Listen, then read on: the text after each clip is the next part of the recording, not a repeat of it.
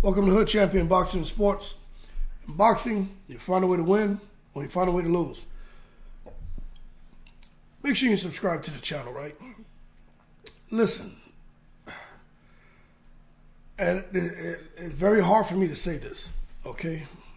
Regis Prograis.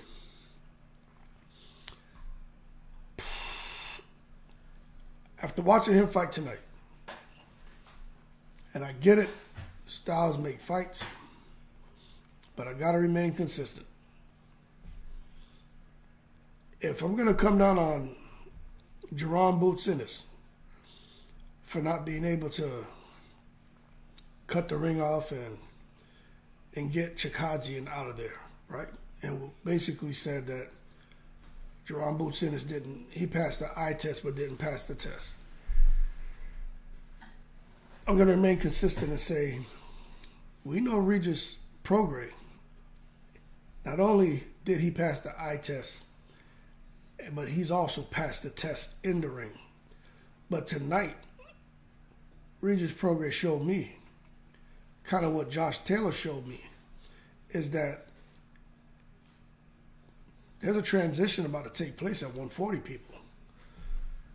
Now, if you watch the fight with Regis Prograis and Zorrilla tonight, Regis Prograis, if Zorrilla would have let his hands go more, he would have knocked Regis Prograis out. I'm just being honest with you. When he dropped Regis Prograis in that first round, he hurt him. And it was a good shot. And he got right up. But if Zorrilla would have let his hands go a little bit more, I'm telling you, I think he could have knocked Prograis out. Zorrilla, by Regis Prograis' own admittance, he had more power than what he expected. And I'm going to tell you, Zorrilla just had to push a little bit harder. And he got Regis Prograis dodged the bullet because it didn't call that knockdown a knockdown because Regis Prograis was hurt. But after Regis Prograis watched the replay at the end of the fight, he gave Zorrilla credit. He said, yeah, no, he knocked me down. He knocked me down. But Regis Prograis did knock Zorrilla down as well. And I think what happened throughout the rest of the fight is even Regis Prograis seemed to have a little bit of Chukhadzian in him. You know what I'm saying? It's like Regis Prograis would be the aggressor at times, and he would turn into Chukhadzian and kind of run and not really want to let his hands go. And I think Zorrilla was more Chukhadzian than Boots Ennis in the fight against Regis. So they both were kind of doing some running around, afraid of each other's power because they both tasted it early. And I think that altered the activity of both fighters. But that being said, I think Regis will lose to Teofimo Lopez and Devin Haney. I'm just going to be honest with you. Teofimo, but again, styles make fights. But I'm telling you right now, this guy, Zorrilla, was giving Regis nightmares. Regis was looking, I mean, he couldn't measure the distance in the ring. He couldn't cut off the ring. He was afraid to get hit. He didn't throw anything other than a jab in the left hand. You know, he didn't try to get low and explode with an uppercut. You know, try to time him to slip, counter. I mean, Regis just it wasn't his night tonight. And he did say being in New Orleans a little bit tough, walking around the city. He was a little bit nervous. But let me tell y'all something. Watching that fight tonight, that should make everybody respect. And I'm telling you, it's hard for me to say this, but I just got to be fair. Teofimo Lopez deserves a lot more respect. I think Teofimo will beat Regis. Devin Haney deserves a lot more respect because styles make fights. I think Devin Haney will beat Regis. Ryan Garcia, not so sure. But I'm Subriel Matias, I think he'll beat Regis.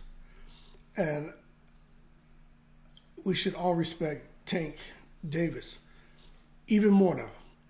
Because when Tank fights an opponent who's taller, longer, even if they're trying to box and move around, Tank sets traps. Tank knows how to cut off the ring. Tank is more explosive, but Tank is younger. Regis Prograis has been at this for a while. So at some point, you just start to see a little bit of a decline in these fighters. And I can tell you, man, like me, I'm 48. And I'll go out there with my sons, a lot of high schools in the area. We have huge high schools out here where I live.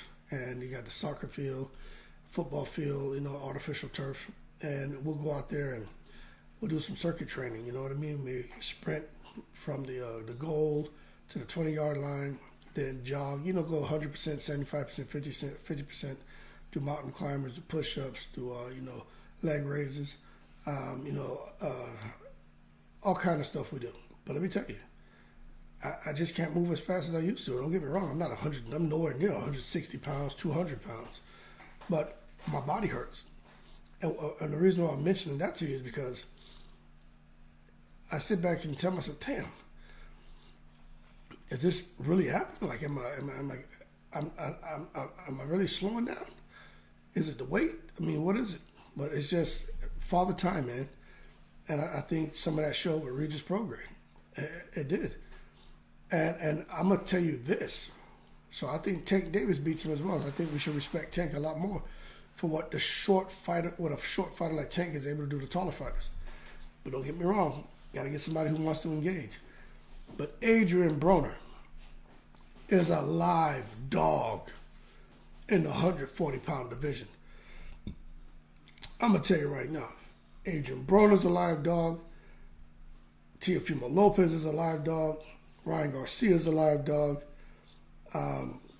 Devin Haney. Let me tell you something. Even Frank Martin, if he wanted to.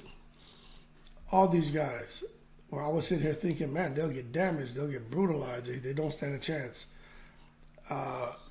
Those guys who I think we all recognize as killers at 140, I got to put the hairy eyeball on those guys now, man. It just could be time, what Teofimo calls it the takeover, but just the transition is about to take place. And it happens. Okay? So for those of you who didn't see that fight tonight, go check it out. It was a lackluster affair. But I'm going to tell you, a lot of it had to do with Regis tasting that power early, knowing he can get hurt, and he got buzzed another point in that fight. Saw his legs go a little bit. But Zorrilla recognized that Regis could hurt him too. But I'm going to tell you what. Regis Prograis fighting somebody like Devin Haney, jabbing long, countering, slipping, still has legs, can get out of the way of punches, measures distance well, has a high output, really doesn't slow down that much towards the end of the fight. Regis Prograis could be in trouble. Don't get me wrong, he always has a puncher's chance, but he didn't really know what to do. It was like watching Boots Ennis against Chukhadzian. The difference is here, Chukhadzian didn't hurt Boots Ennis. He caught him with some flashy shots. Zorrilla hurt Regis Prograis. So going forward, we got to wait and see what Regis chooses to do next. His corner didn't even really know what to do except to tell him, you got to beat him up when you get him on the ropes. Just basically saying, let your hands go more. But I'm going to tell you, I was watching that, and I was like, punch selection. Regis Prograis didn't show really any too much body shots. No, not one uppercut. No hooks, really. It was just throwing away shots. Like that jab, he had no intention on landing his jab. Even his left hand. I mean, he was just like Boots Ennis. In Boots Ennis, we saw when he fought Chukhadzian, threw some wild shots and just totally missed the mark and almost do a damn 180 in the ring or 360. Regis Prograis had a couple of those moments tonight. So that being said, congrats to Regis Prograis, but I just got to be real with you guys. I don't think Regis Prograis is I don't think he's going to be holding on to that belt for much longer. And I think Eddie Hearn recognizes that he signed Regis based on what we know Regis has done, but not knowing what he has left. And I think tonight, you can see Eddie Hearn. He wasn't all smiles. When Eddie Hearn had that stone face in the ring, it's like, damn, I made a mistake. And I bought something that I don't really want anymore. but you know you've had it for 91 days, so you can't take it back. And that's kind of the situation that Eddie Hearn is in, I think, when it comes to Regis Prograis. But let's see. He did try his best to battle it out in front of his hometown crowd. But let's see what happens. Those scorecards, though, let me tell you, Secret Society is real. 118 to 109 for Regis, 117, 110 for Regis, and then 114, 113 for Zorrilla. How do you get that spread? You know what I'm saying? Like, this is why I'm always talking about the Secret Society and key decision makers. And, you know, certain people are going to get decisions who they want to win. And don't get me wrong, I do feel, I feel that fight should have been a draw. I'm just being honest with you. I don't think Regis deserved to get a win. I think he and Zorrilla deserved to get a draw, come back, fight another day, and and see if they can improve. But nonetheless, he defends his belt. He retains it. He's on to the next. We'll see what Eddie Hearn can do, who he can line up. But I'm going to tell y'all right now, everybody wants to fight Devin Haney. And after this performance by Regis Prograis, everybody from 135 to 140, even guys at 147 who can cut down to 140, may want to fight Regis Prograis because he looked lost. You know what I'm saying? He looked lost. Like he was somewhere out there on the bayou. It's like a crocodile had took a pound of flesh out of him. He didn't know what was going on in that ring. He didn't know what to do. And it was frustrating because Regis Prograis is one of my favorite fighters. Zab Judah and Chris Bird are my two favorite, but Regis is one because I like his speed, his explosiveness, but it wasn't there. It wasn't there. So we'll see what happens next. I'm trying to think if there's anything else about that fight that I thought was odd. And I gotta say, nothing odd. The only thing that really jumped out at me was Regis getting knocked down. The referee didn't call it a knockdown, but let me tell you, he was hurt and hurt bad. That being said, y'all keep cool. We'll see what's next. But I truly feel after watching this performance, and I know styles make fights, it's not a knee-jerk kind of prediction, but I'm just telling you, that transition is about to take place, people. You need to pay attention. Because these guys at 135, these young guys, the young guys at 140, young guys at 147, and all the weight divisions, heavyweight divisions, you're going to start seeing these young guys come up and start to get themselves into position. And these guys who are our favorite fighters right now, who've been around for a while, they're going to start just kind of, vanishing, disappearing, man. I'm telling you, it's happening. You can look at the performance in the ring and just see it. 1 or 2 fights away from getting viciously KO'd. You know what I'm saying? For a lot of these fighters that have been around for a while that we like. I'm telling you right now, it's coming. But that being said, y'all keep cool. Shout out to the veterans, all 7 continents. Regis Prograis, in my opinion, will lose if he was to fight Teofimo or Devin Haney next. And man, if he was to fight Teofimo next and Teofimo had an opportunity to unify and make some good money, I think Teofimo would come out here and unify the damn division.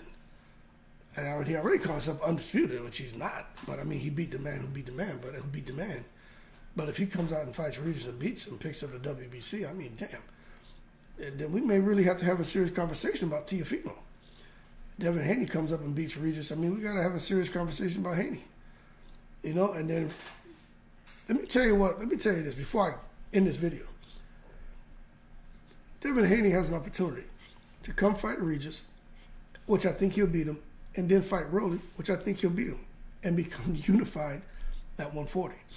Teofimo has an opportunity with his WBO strap, which he hasn't relinquished, to fight Regis and beat him, pick up that WBC, then fight Rolly and beat him, pick up the WBA, and then, no kidding, have 3 belts and possibly go on to fight Matias and, no kidding, become the undisputed champion at 140.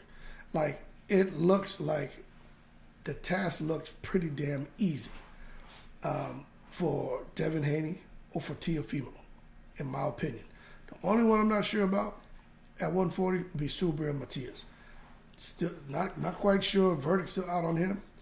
But I thought Regis Prograis would destroy him. But after looking at this fight tonight, I'm not sure who would win. But that being said, y'all keep cool. Shout out to the veterans, all 7 continents. Hey, I'm in the breeze.